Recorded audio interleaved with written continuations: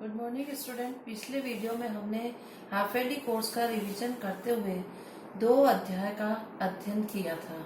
बच्चों, पिछले वीडियो में हमने 2 चैप्टर पढ़े, उनका रिवीजन किया। मैं उम्मीद करती हूँ कि आपने वो दोनों चैप्टर बहुत अच्छे से लर्न कर लिए होंगे। उसी रिवीजन को हम आगे बढ़ाते हुए आज 2 पाठों का और अध्ययन करेंगे, जिसके अंतर्गत हम सबसे पहले लेंगे पाठ 5 विश्व पर्यावरण दिवस, जिसके अंतर्गत हम लोट लकार का अध्ययन करेंगे।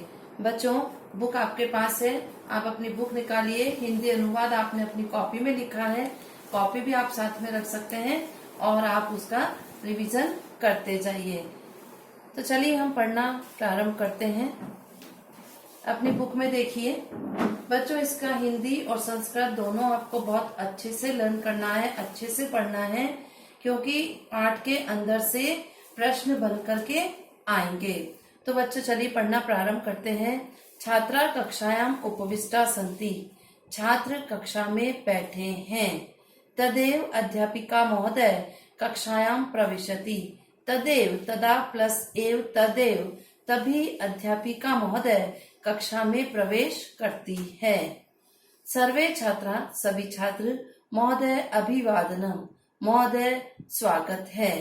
अध्यापिका आयुष्मान्त भवत, आयुष्मान हो, चिरं जीवत, चिरंजीवी हो, उपविशत यूयं, तुम सब बैठो।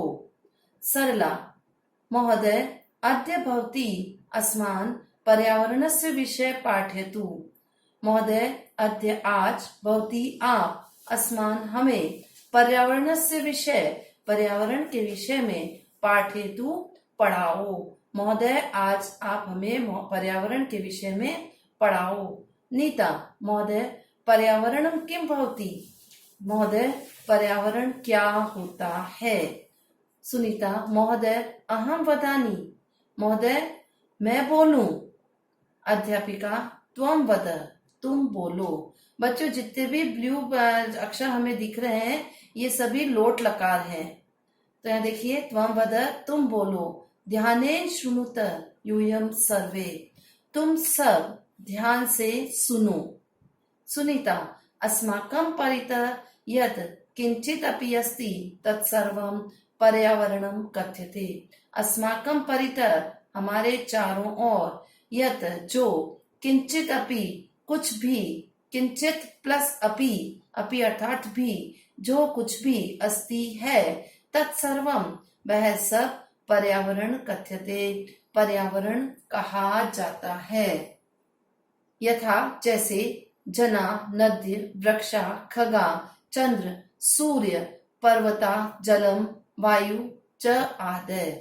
जैसे लोग, नदी, पेड़, पक्षी, चंद्रमा, सूरज, पर्वत, पानी और वायु, हवा आदि, अर्थात ये सभी पर्यावरण के अंतर्गत आते हैं। ये सभी मिलकर के पर्यावरण बनाते हैं। अध्यापिका सत्यम, ठीक है, इदम एव पर्यावरणम भवति, यही पर्यावरण होता है। इदम एव, एव अर्थात ही, इदम यह, यही पर्यावरण होता है। रमेश अद्य महोदय मया समाचार पत्रे पठितं यत् अधुना अस्माकं पर्यावरणं दूषितं जातम्। महोदय मया, मेरे द्वारा, समाचार पत्रे पठितं, समाचार पत्र में पढ़ा गया है, यत् की, अधुना अब, अस्माकं हमारा, पर्यावरण दूषित हो गया है।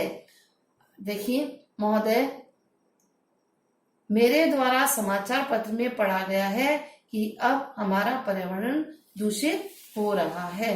महोदय एतत् कथं भवितुं शक्नोति, महोदय एतत् यह कथम कैसे, भवितुं शक्नोति हो रहा है। अध्यापिका तव्या सत्यम पठितम, तुम्हारे द्वारा सत्य पढ़ा गया है, सच पढ़ा गया है। अधुना अस्माकं पर्यावरणं दूषितं जातं येन संपूर्ण विश्वं संकटापन्न अस्ति।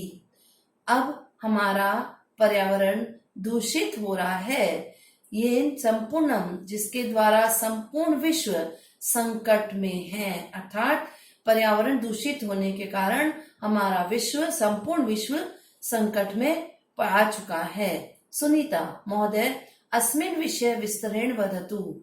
महोदय, इस विषय में विस्तार पूर्वक बताओ। अध्यापिका, शृणुतु ध्यानेन, ध्यान से सुनो। वयम यत्र वसामः, हम सब जहाँ वसामः रहते हैं, तत्र वहाँ, यानी वस्तुनि, जो वस्तुएं, पशव पशु, तरव पेड़, मनुष्य च भवन्ति, और मनुष्य होते हैं, वे ते सर्वम एव पर्यावरण से घटका संति, ते सर्वम, वे सभी पर्यावरण के घटक हैं। पुनः देखिए, ध्यान से सुनो। हम सब जहाँ रहते हैं वहाँ वस्तुएं, पशु, पेड़ और मनुष्य होते हैं, वे सभी पर्यावरण के घटक हैं। एतानि सर्वाणि वस्तुनि, यह सभी वस्तुएं, अस्माकं जीवने महत्वपूर्णानि सन्ति, हमारे जीवन में महत्वपूर्ण है। परम अद्य जना स्वार्थिन भूत्वा स्वलाभाय वृक्षान कर्तन्ति, किंतु अद्य, आज, जना, लोग, स्वार्थी न भूत्वा, स्वार्थी होकर के, सेल्फिश होकर के, स्वलाभाय, अपने लाभ के लिए, वृक्षान कर्तन्ति, वृक्षों को काट रहे हैं। नदीषु अवकरम शित्वा तासाम अमृत तुल्यम जलम दूषयन्ति, नदीषु, नदियों में, अवकरम शित्वा, अवकरम अर्थात कचरा, शित्वा फेंक करके, तासाम, उनके, अमृत तुल्यम, अमृत तुल्य, जलम, पानी को दूषित कर रहे हैं। उद्योगानां वाहनानां च धूम्रेण प्राणवायु दूषयन्ति, उद्योगों और वाहनों के धुओं के द्वारा प्राणवायु दूषित कर रहे हैं। प्राणवायु किसे कहते हैं बच्चों? ऑक्सीजन। ऑक्सीजन हमारी प्राणवायु है। तो उद्योग और वाहनों से जो धुआं निकल रहा है, उस धुओं के द्वारा हमारी प्राणवायु भी दूषित हो रही है। अनेन कारणेन, इस कारण से, वयम, हम सब, अनेक प्रकार के रोगे ग्रस्ता भवाम, रोगों से ग्रस्त हो जाएंगे, रोगों से ग्रसित हो जाएंगे। एषां रोगाणां मुख्य कारणं पर्यावरणस्य प्रदूषणम् एव अस्ति, एषां रोगाणां, इन रोगों का मुख्य कारण पर्यावरण का प्रदूषण ही है। जना स्वलाभाय रासायनिक उर्वरके फलानि शाकानि अन्नानि च उत्पादयन्ति, जना, लोग, स्वलाभाय, अपने लाभ के लिए, रासायनिक उर्वरके, रासायनिक खाद के द्वारा फल, सब्जियां और अनाज उत्पन्न कर रहे हैं। तानी सर्वाणी खादित्वा, तानी, उन, सर्वाणी, सभी को, खादित्वा, खा करके, प्रदूषित जलम च पीत्वा, और प्रदूषित पानी पी करके, वयम रुग्णा जात, हम बीमार हो जाते हैं। रमेश महोदय, एवं तु वयम सर्वे मृता भविष्यन्ति, एवं तु, इस प्रकार तो, वयम सर्वे, हम सभी, मृता भविष्यन्ति, मर जाएंगे, मृत हो जाएंगे। संपूर्ण सृष्टि एवं नष्टा भविष्यति, और संपूर्ण सृष्टि, सृष्टि अर्थात संसार, ये जगत, संपूर्ण सृष्टि ही नष्ट हो जाएगी। अधुना वयम किम करवाम, अब हम क्या करें? अध्यापिका, त्वम उचितम कथयसि, तुम उचित कह रहे हो, तुम ठीक कह रहे हो। अनेके प्रबुद्धा वैज्ञानिका अस्या समस्याया समाधाने संलग्ना सन्ति, अनेकों प्रबुद्धा अर्थात बुद्धिमान वैज्ञानिक अस्या समस्याया, इस समस्या के समाधान में लगे हुए हैं। अनेकों विद्वान वैज्ञानिक इस समस्या के समाधान में लगे हुए हैं। अनेके समाज सुधारका अपि जनान प्रबोधयितुम प्रयासम कुर्वन्ति, अनेकों समाज सुधारक भी लोगों को प्रबोधयितुम, जागृत करने के लिए प्रयास कर रहे हैं। प्रतिवर्षम विश्व स्तरे जून मासस्य पंचाम्यां तिथौ विश्व पर्यावरण दिवस अपि मान्यते। प्रतिवर्षम, प्रत्येक वर्ष, हर साल, विश्व स्तर पर जून महीने की 5 तारीख को विश्व पर्यावरण दिवस भी मनाया जाता है। अनेन ते पर्यावरणं प्रति जन चेतना प्रचारम कुर्वन्ति। इसके द्वारा ते वे पर्यावरणं प्रति पर्यावरण के प्रति जन चेतनाया लोगों के चेतना का प्रचार भी करते हैं। चेतना का प्रचार करना बच्चों, उनको पर्यावरण का स्वच्छ करने के लिए उन्हें जागृत करना, उन्हें कई अनेक प्रकार के तरीके बताना जिसके द्वारा कि हमारा पर्यावरण शुद्ध हो जाए। तो इस प्रकार से वे पर्यावरण के प्रति उन्हें जागृत भी करते हैं, जन चेतना का प्रचार करते हैं। सरला महोदय किम एते प्रयासा पर्याप्ता सन्ति? क्या एते यह प्रयास पर्याप्त है? क्या जो हम ये सब प्रयास कर रहे हैं, ये प्रयास हमारे लिए सफिशिएंट है, पर्याप्त है? अध्यापिका नहीं, एते प्रयासा पर्याप्ता न सन्ति, ये प्रयास पर्याप्त नहीं है। सर्वे जना पर्यावरणं प्रति जागरूका भवन्तु, वृक्षाणां महत्वम् उपयोगितां च अवगच्छन्तु। सर्वे जना सभी लोगों को पर्यावरण के प्रति जागरूकता भवन्तु, जागरूक होना चाहिए, उन्हें जागरूक हो। वृक्षाणां महत्वम् उपयोगितां च, और वृक्षों की उपयोगिता और महत्व को अवगच्छन्तु, जानो। वयम अधिकाधिकम वृक्षारोपणम करवाम, वयम हमें अधिकाधिकम अधिक से अधिक वृक्षारोपण करवाम करना चाहिए।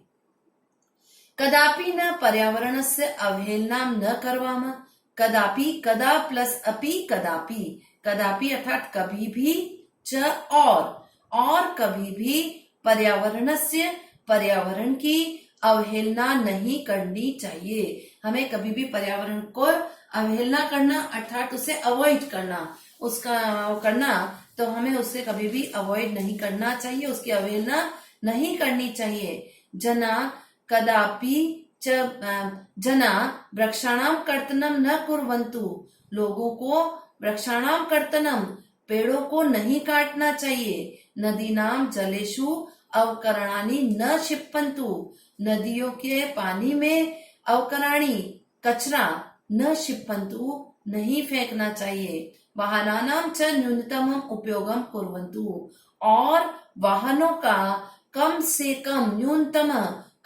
कम उपयोग करना चाहिए। बच्चों, आपको समझ में आया होगा कि हमें पर्यावरण को शुद्ध करने के लिए, पर्यावरण को बचाने के लिए क्या क्या करना चाहिए, जिसके द्वारा कि हम पर्यावरण को बचा सके, पर्यावरण को शुद्ध कर सके। तो इस पैराग्राफ में हमने यही जाना कि अधिक से अधिक पेड़ लगाना चाहिए, लोगों को पर्यावरण के प्रति जागरूक होना चाहिए, अधिक से अधिक पेड़ लगाना चाहिए, पर्यावरण की अवहेलना नहीं करनी चाहिए, पेड़ों को नहीं काटना चाहिए, और नदियों के पानी को उनको दूषित नहीं करना चाहिए, उनमें कचरा नहीं फेंकना चाहिए, और वाहनों का कम से कम उपयोग करना चाहिए। इस प्रकार हम हमारे पर्यावरण को बचा सकते हैं। सर्वे छात्रा, सभी छात्र, समवेत स्वरेण, एक ही स्वर में, एक ही आवाज में, अधुना वयम पर्यावरणस्य महत्वं सम्यक्तया अवगच्छाम,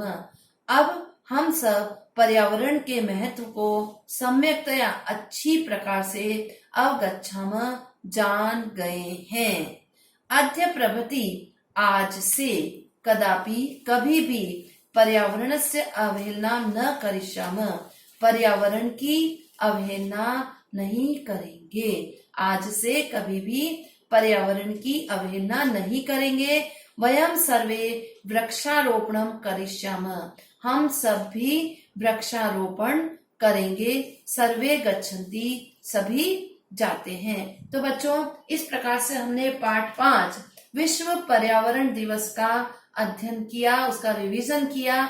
अब बच्चों, आपको पूरा पाठ संस्कृत में अच्छे से उसको रीड करना है, उसके बाद उसका हिंदी अनुवाद भी अपने को अच्छे से याद करना है, जिससे कि हम पाठ के अंदर से आने वाले प्रश्नों का अच्छी प्रकार से उत्तर दे सकें। उम्मीद करती हूँ आपको पाठ 5 अच्छी प्रकार से समझ में आ गया होगा। तो चलिए हम अगला पाठ देखते हैं, पाठ 6। पाठ 6 बच्चों नीति श्लोका है। जिसका रिवीजन हम पूर्व में भी कर चुके हैं। अब हम पुनः इसका रिवीजन करते हैं और रिवीजन करते हुए हम श्लोकों का अनुवाद अच्छे से देखेंगे और उसका भी अच्छे से उस श्लोकों को हम याद करेंगे। तो देखिए, पहला श्लोक आपके बुक में है, पृथिव्यां त्रीणि रत्नानि जलम अन्नम सुभाषितम मूढ़े पाषाण खंडेषु रत्न संज्ञा विधीयते। जैसा कि मैंने आपको पूर्व में बोला था, इसके अन्वय को देखिए, अन्वय से हम इसके अर्थ को जानेंगे। तो देखिए, पृथिव्यां पृथ्वी के, त्रीणि तीन, रत्नानि रत्न, जलम जल, अन्नम सुभाषितम जल, अन्न और सुभाषित, सुभाषित अर्थात अच्छे वाक्य, मूढ़े मूर्ख, पाषाण खंडेशु पत्थर के टुकड़ों को रत्न संज्ञा विधीयते देते हैं। अन्वय देखिए, पृथिव्यां जलम अन्नम सुभाषितम च त्रीणि रत्नानि सन्ति। पृथ्वी के जल, अन्न और सुभाषित तीन रत्न हैं। मूढ़े पाषाण खंडेशु रत्न संज्ञा विधीयते। मूर्ख व्यक्ति पत्थर के टुकड़ों को रत्न संज्ञा देते हैं या पत्थर के टुकड़ों में रत्न को देखते हैं। अर्थात हमारे जो तीन रत्न है, महत्वपूर्ण रत्न है, हमारी पृथ्वी पर तीन महत्वपूर्ण रत्न है, वह है पानी, अनाज और अच्छे वाक्य। और जो मूर्ख होते हैं, जो अज्ञानी होते हैं, ऐसे अज्ञानी व्यक्ति पत्थर के टुकड़ों में रत्न देखते हैं, उनको रत्नों की संज्ञा देते हैं। इस प्रकार से हमने पहले श्लोक का अर्थ जाना। दूसरा देखिए, यस्य नास्ति स्वयं प्रज्ञा शास्त्रम तस्य करोति किम लोचनाभ्याम विहीनस्य दर्पण किम करिष्यति।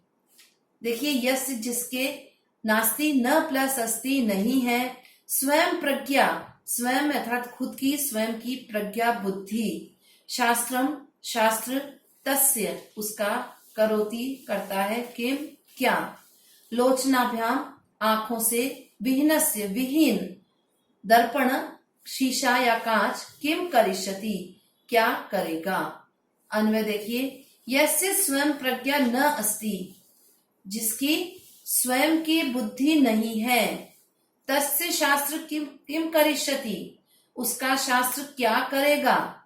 अर्थात जिस व्यक्ति के पास अपना स्वयं का विवेक नहीं है, स्वयं की बुद्धि नहीं है, स्वयं का ज्ञान नहीं है, उसका शास्त्र या कोई भी शास्त्रोक्त बातें, उसका कोई भी कुछ नहीं कर सकता, क्योंकि वह अपनी बुद्धि का प्रयोग नहीं करता है वह व्यक्ति, तो उसका शास्त्र कुछ भी नहीं कर सकता। यथा जैसे लोचनाभ्याम विहीनस्य, आंखों से विहीन, अर्थात जो व्यक्ति अंधा है, वह अंधा व्यक्ति दर्पण किम करिष्यति, कांच का क्या करेगा, शीशे का क्या करेगा।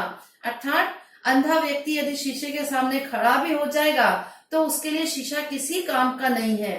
ठीक इसी प्रकार से यदि व्यक्ति के पास स्वयं की बुद्धि नहीं है, स्वयं का ज्ञान नहीं है, विवेक नहीं है, तो उसका लिए शास्त्र किसी काम का नहीं है, उसके लिए अच्छी बातें या अच्छी पुस्तकें किसी काम की नहीं है।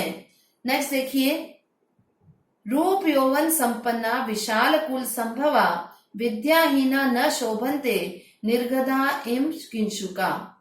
रूप यौवना संपन्ना, रूप यौवन से संपन्न, रूप अर्थात सुंदरता, यौवन अर्थात जवानी, संपन्ना संपन्न, विशाल कुल संभवा, विशाल कुल में संभव, विशाल अर्थात बड़ा, कुल परिवार, संभवा उत्पन्न होना, विद्याहीना न शोभन्ते, विद्याहीना अर्थात अज्ञानी अनपढ़ व्यक्ति, न शोभन्ते नहीं शोभित होता है, निर्गंधा एव किंशुका बिना खुशबू के, किंशुक के समान, एव अर्थात समान।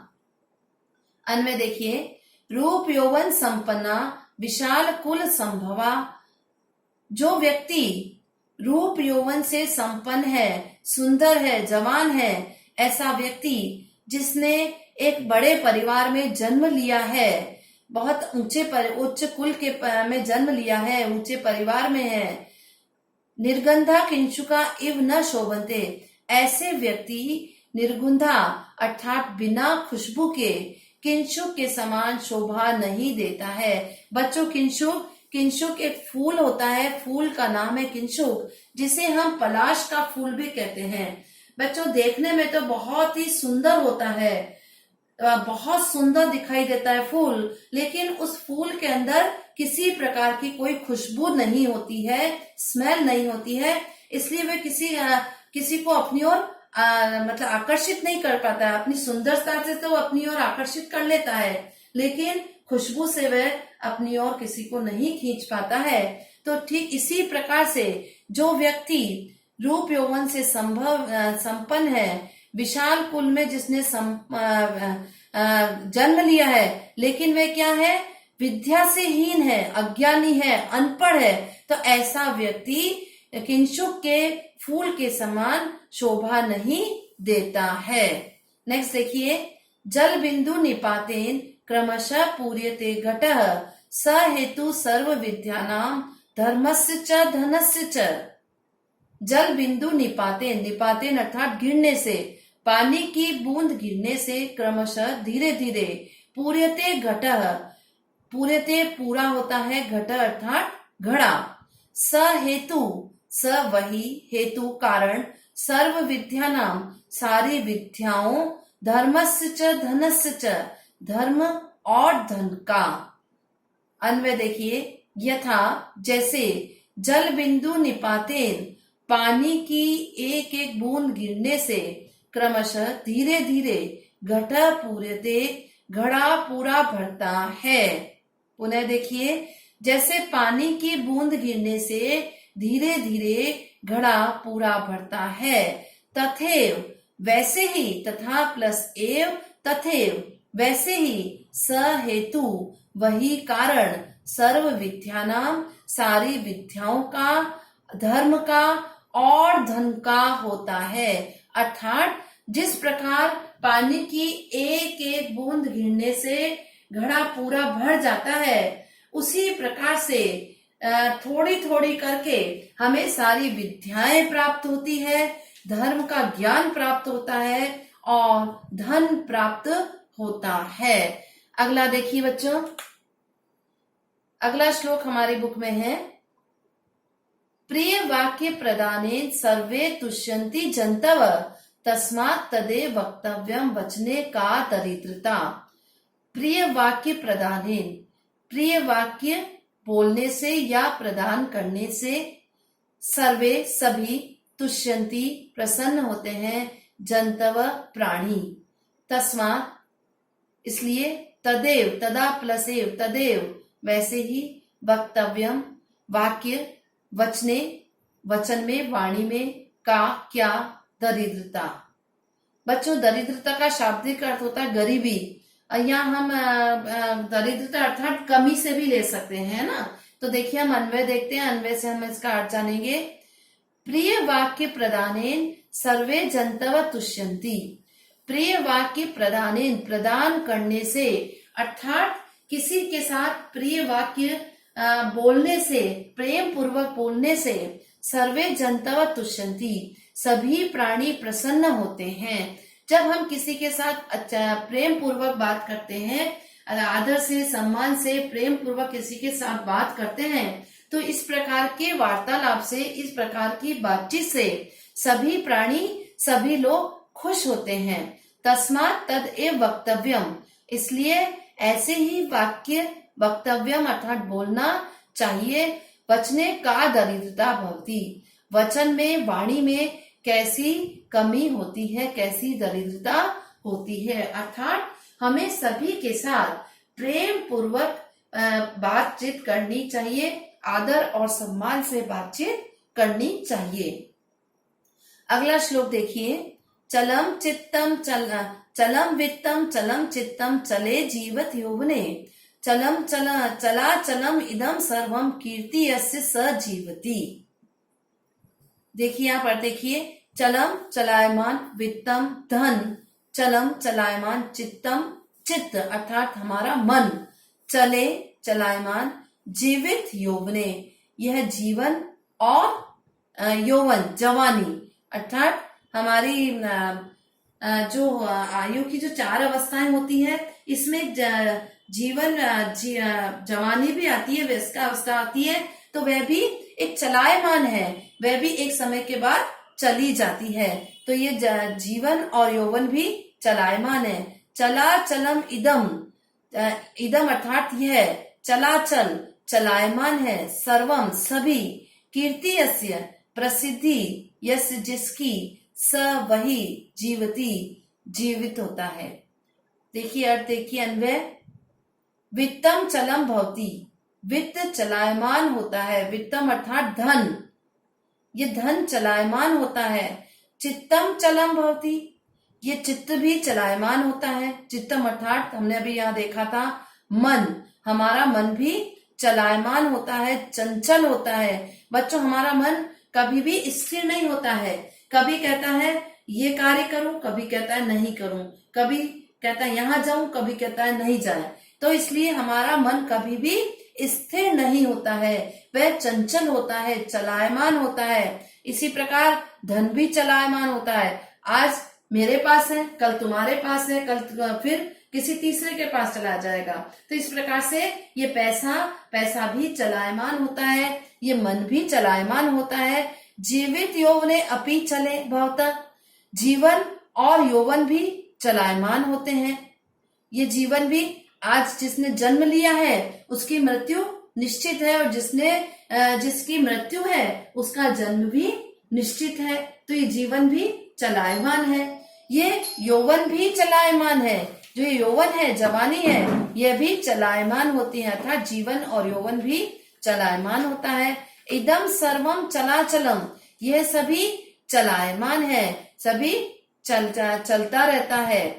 अस्मिन संसारे, इस संसार में, यस्य कीर्ति भवति, जिसकी कीर्ति होती है, जिसकी प्रसिद्धि होती है, स जीवति, वही जीवित होता है।